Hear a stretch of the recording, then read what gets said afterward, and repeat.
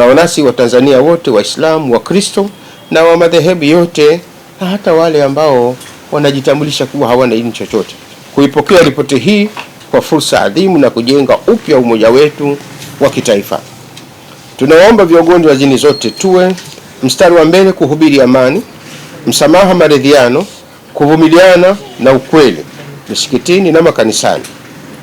Misikiti na makanisa visigeuze kuwa majukwaa ya siasa za chuki.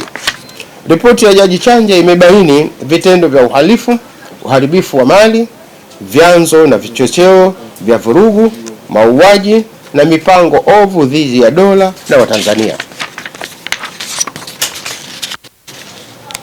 Uislamu unasimama kwenye usahihi. Mwenyezi Mungu Subhanahu wa Ta'ala anasema, na wala usidhani Mwenyezi Mungu kuwa ni mwenye kughafilika yanayotendwa na madhalimu.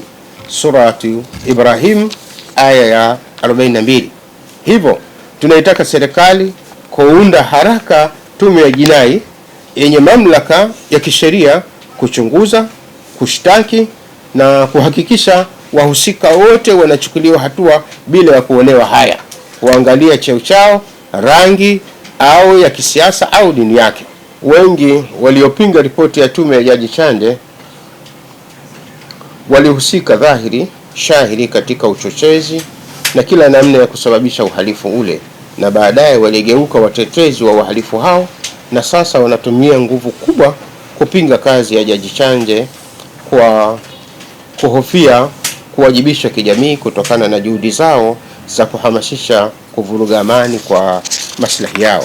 Tunampongeza Mheshimiwa Jaji mstaafu Mohamed Chande na wajumbe wote wa tume kwa kazi kubwa na ya weledi isiyoegemea upande wowote. Ripoti imegusa ukweli, machungu unaoelekeza kuponya.